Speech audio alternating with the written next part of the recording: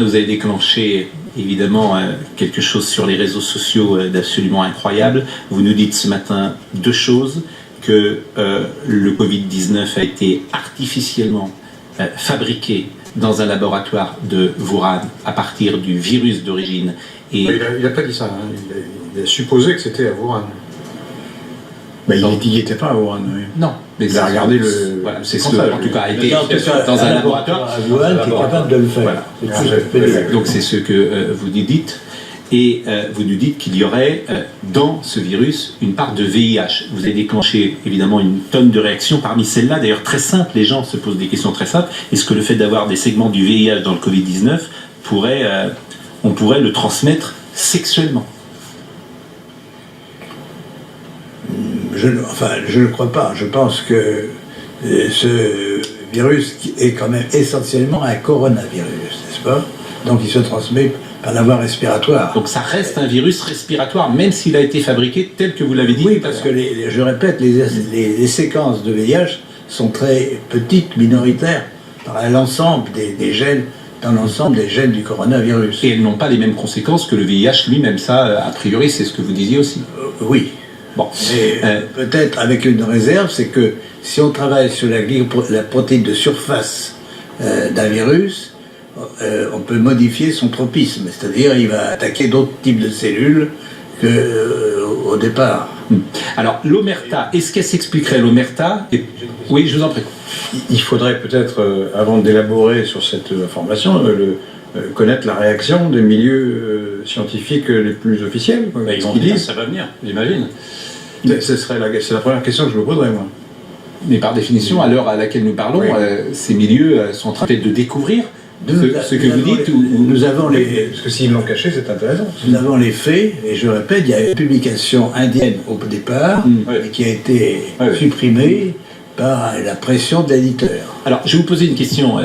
D'abord, pardonnez-moi de vous poser des questions parfois qui peuvent être jugées un peu brutales, bien évidemment. Mais vous savez, tout ça, on s'était posé aussi d'abord. Et il y a aussi une part de question de béotia, mais quand vous dites qu'il y a une sorte d'omerta, est-ce que l'omerta des pays, finalement, c'est parce que tout le monde fait la même chose?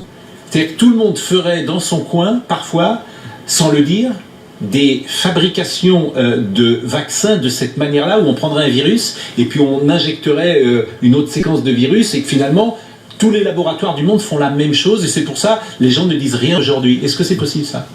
Je ne sais pas si tous les laboratoires font ça, mais enfin, tout est possible.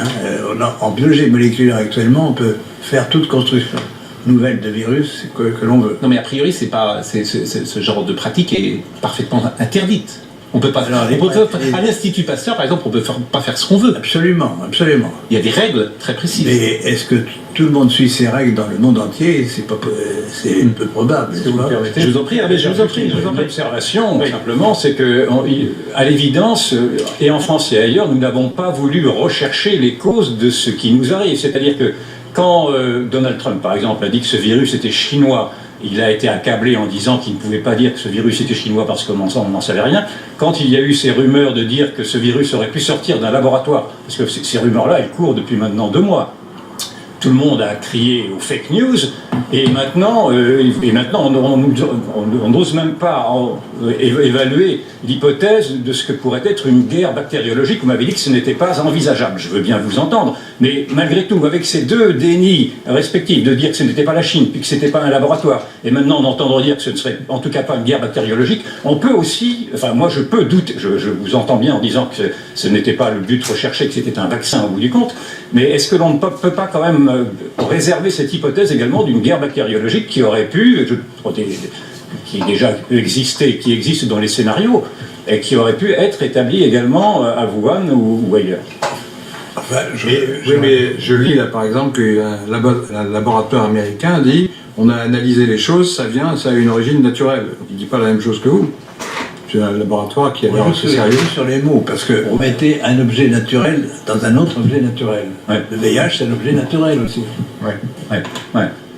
Oui, enfin, jusqu'à présent, un certain nombre d'autorités ont dit que c'était d'origine naturelle. Je veux dire, le monde va devenir...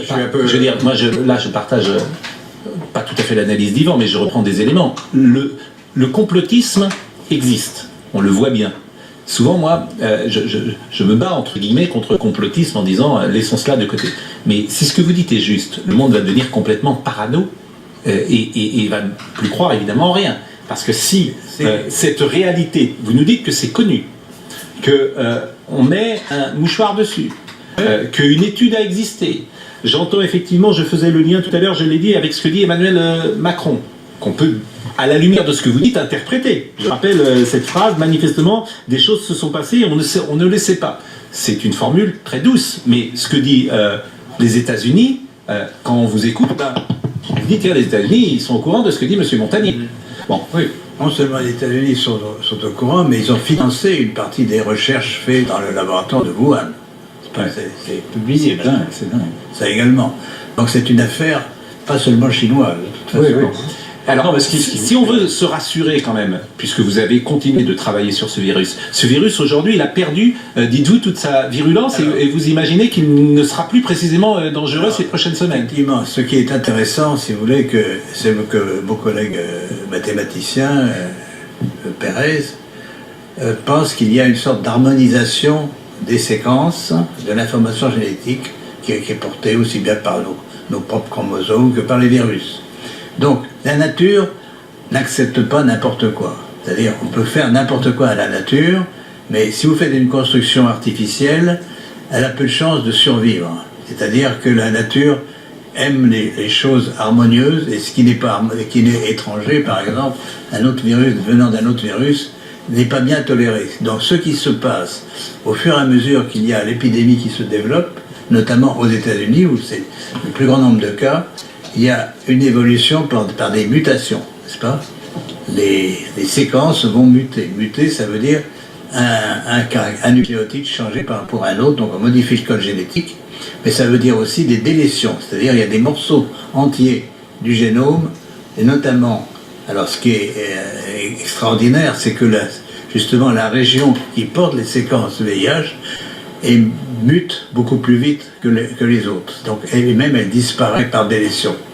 Donc, on a des patients dont on a isolé le virus et fait la séquence du virus dans la partie ouest des États-Unis, à Seattle, et cette séquence est presque démolie et ne marche plus.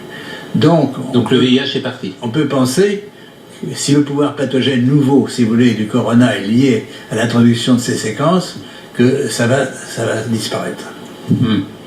C'est une lueur d'espoir. Je voulais juste réagir. À échéance de quoi il n'y a pas eu de déni. La preuve, ce qu'il y a, c'est que pour l'instant, les rumeurs qui avaient et qui étaient malheureusement, qui rencontraient la crédibilité, enfin beaucoup de gens y croyaient, de quelque chose qui aurait été fabriqué, jusque-là, il n'y avait pas de preuve. Là, ce qu'apporte ce que dit Luc Montagnier, c'est intéressant. Moi, je suis incapable de dire si c'est effectivement la bonne hypothèse. Mais en tout cas, il y a une hypothèse. Mais avant, on n'était pas dans le déni, puisqu'il n'y avait pas de choses précises. On était dans le déni de dire que ça venait de la Chine. On était dans le déni de dire que c'était parce que chacun sait que l'épidémie est née en Chine. De là, le traité, après, à parler de virus chinois, c'est autre chose. Ah oui, le virus chinois, on en parle comme ça. Mais que ça vienne de la Chine, personne n'a jamais contesté que ça venait de la Chine. La maladie est née en Chine. Il y a eu un manque de curiosité. Qu'est-ce que... Monsieur Montagnier, Monsieur Montagnier, la parole elle nous intéresse. Qu'est-ce qu'il faut faire aujourd'hui ? Qu'est-ce qu'il faut faire? Eh bien, justement, faire l'analyse des séquences. Mais vous les avez faites, vous dites? Mais oui, mais ça change tout le temps, puisque tous les jours, il y a de nouveaux patients infectés. Donc, on doit suivre, si vous voulez, l'évolution génétique du virus par des prélèvements, donc des isolements de virus de patients, et faire le séquençage de ces virus. Et si ma prédiction est exacte, on va trouver de plus en plus de virus mutants, inactivés, et bien sûr ça doit être lié, si mon hypothèse est exacte, à la perte des pouvoirs pathogènes de ce virus. Donc les conséquences graves de l'infection vont disparaître. Donc vous parlez là d'hypothèse d'ailleurs, comme tous les scientifiques. Tout ce que vous dites ce matin, c'est forcément une hypothèse. Mais c'est quand même basé sur une mesure d'évolution. On a des mesures de du mois de mars, Oui. du mois de janvier, du mois Donc de c'est mars. des évolutions rapides. Voilà. L'analyse que vous avez faite sur le virus lui-même, c'est un travail très long à faire, très difficile?